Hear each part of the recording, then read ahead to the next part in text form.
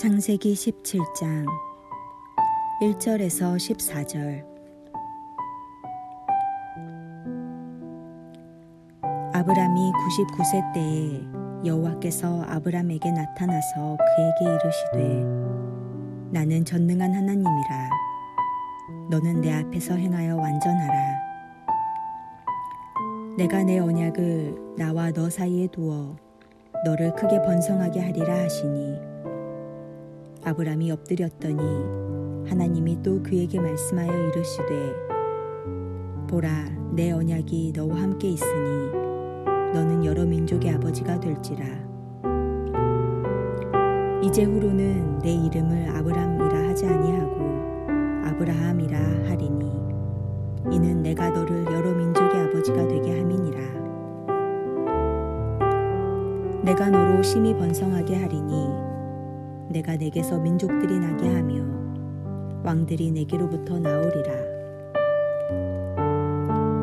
내가 내 언약을 나와 너 및 내 대대 후손 사이에 세워서 영원한 언약을 삼고 너와 내 후손의 하나님이 되리라.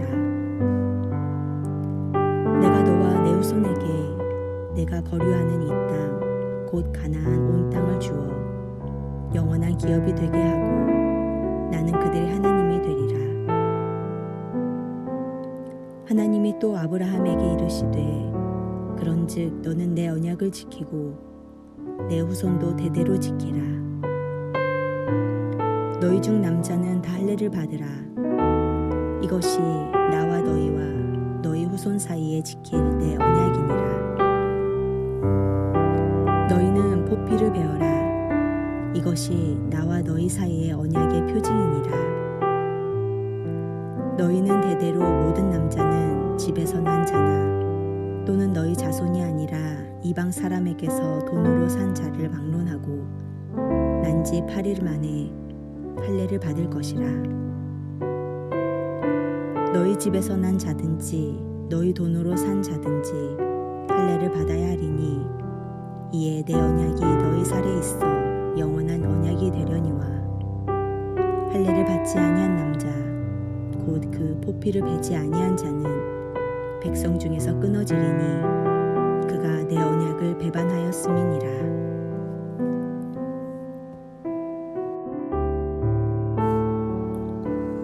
창세기 17장은 12장에서 아브라함이 75세 때 하나님이 말씀하셨던 땅과 자손에 대한 약속이 구체화되는 장입니다. 약속의 반복을 거쳐 이제 약속이 더 이상 약속이 아닌 현실이 되기 바로 직전 두 가지 중요한 사실을 우리에게 보여줍니다. 하나는 하나님께서 아브라함의 이름을 아브라함으로 바꾸어 주신 것이고 또 하나는 아브라함이 하나님의 그 명령에 순종함으로 할례를 받아들임으로 언약의 확실성을 그 몸을 통하여 드러내게 된다는 것입니다. 하나님께서는 내 언약을 내년 이때에 사라가 내게 낳을 이삭과 세우겠다라고 말씀하십니다.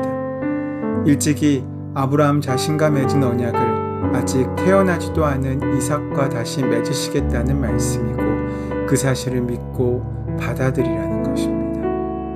하나님의 약속은 아브라함에게만 머물지 않고 그 후손들에게까지 대대로 이어집니다. 마치 노아 때 이루어진 생명 보존의 언약으로 말미암아 지금 아브라함이 존재하고 있듯이 아브라함을 통해서 하신 그 약속은 이삭에게로 그리고 다시 그 후손에게로 이어져 마침내 예수 그리스도까지 이어지고 세상 끝날까지 이어지게 하신다는 것입니다. 이스마엘이 태어난 지 13년이 지났습니다. 많은 우여곡절이 있었지만 시간이 갈수록 아브라함은 이스마엘이 약속의 상속자라는 그 믿음이 굳어졌을 것이고 나이도 99세가 되었으니 자신의 사명은 이제 끝났다고 느끼고 있었을지 모릅니다. 그때 하나님께서는 다시 나타나셔서 이렇게 말씀하십니다. 1절 2절 말씀입니다. 아브라함이 99세 때 여호와께서 아브라함에게 나타나서 그에게 이르시되 나는 전능한 하나님이라. 너는 내 앞에 행하여 완전하라. 내가 내 언약을 나와 너 사이에 두어 너를 크게 번성하게 하리라 하시니. 아브라함, 그는 떠나라 말씀하셨을 때 주신 그 약속을 붙잡고 24년이라는 긴 시간을 실제 행동하는 삶으로 믿음을 훈련한 사람이었습니다. 그 긴 시간은 어떤 의미에서 훈련 기간으로 준비된 것 같습니다. 이제 비로소 하나님께서는 아브라함에게 하시고자 하시는 말씀을 하십니다. 훈련은 목표를 위한 준비 과정이듯이 이제 그 훈련을 마친 아브라함에게 진정한 사명과 하나님께서 원하시는 말씀을 들려주고 있으신 것입니다. 이렇게 말씀하십니다. 너는 내 앞에서 행하여 완전하라. 그 전에는 완전하라고 말씀하신 적이 없습니다. 그런데 24년이라는 긴 시간을 거치게 하신 이후 이제 아브라함에게 내 앞에서 행하여 완전하라 라고 말씀하십니다. 이제 하나님 보시기에 아브라함이 어느 정도 되었다 싶으셨던 것 같습니다. 그러면서 하나님을 나는 전능자라고 소개하시는 가운데 하나님의 언약을 말씀하십니다. 여기서 말하는 완전함이 무엇입니까? 이것은 완전 무결함입니까? 그렇지 않습니다. 그 완전함은 자신의 완벽함이 아니라 하나님 앞에서 온전히 행한다는 것입니다. 사실 인간이 하나님 앞에 행한다는 것은 자신의 연약함을 인정하는 것이며 실수도 인정하는 것입니다. 인생들이 완전하다는 것은 전능하다는 말이 아니고 부족한 가운데서도 하나님 앞에서 행한다는 것입니다. 그것은 하나님의 전능하심을 인정하는 것이며 자신의 연약함을 드러내는 것입니다. 아브라함은 24년 동안 자신의 실수와 부족한 모습을 하나님 앞에 드러내며 그 하나님의 전능하심을 더욱 깊게 체험했을 것입니다. 그럼에도 불구하고 자손 문제만큼은 쉽지 않았습니다. 그런데 다시 한번 자신의 무지함과 연약함을 인정하며 하나님의 전능하심을 인정합니다. 기억하십시오.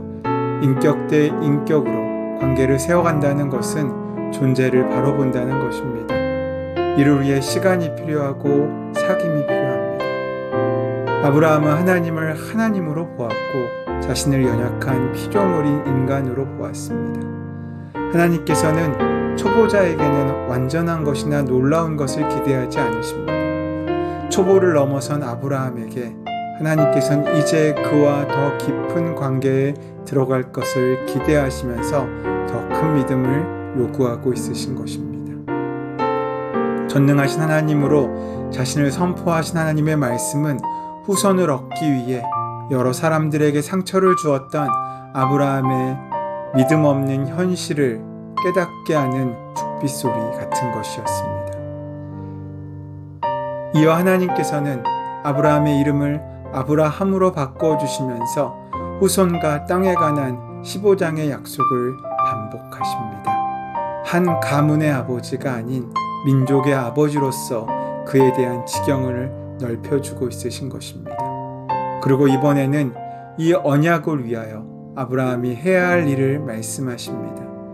그 집안의 모든 남자들이 할례를 받아야 한다는 것입니다. 할례는 언약에 대한 신뢰의 표이자 언약에 속해 있음을 입증하는 공동체적인 표식이었습니다. 따라서 할례를 거부하는 것은 언약을 거부하는 행위이므로 공동체에서 끊어질 수밖에 없는 것입니다. 본질은 적절한 형식에 담겨 전해집니다. 하나님의 언약이라는 본질은 할례라는 형식에 담아 우리에게 전해지고 하나님께 드려집니다.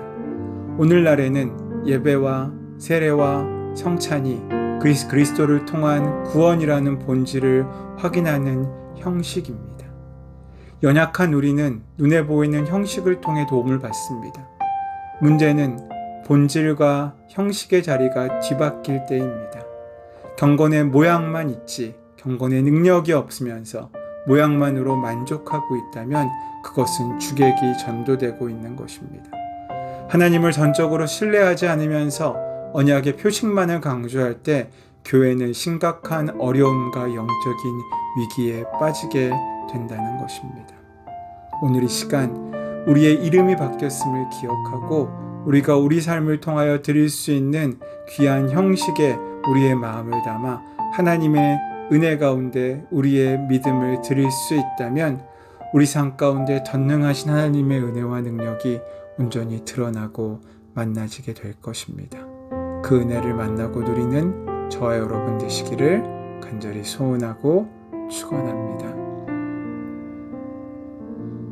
하나님의 약속 가운데 우리를 더욱 견고하게 연합하신 하나님, 우리의 삶이 언약의 신앙 안에서 굳게 세워지게 하시옵고 주님과의 친밀한 동행 가운데 하나님께서 우리에게 원하시는 열매를 맺고 나누고 누리는 복된 삶을 살 수 있도록 인도하여 주시옵소서.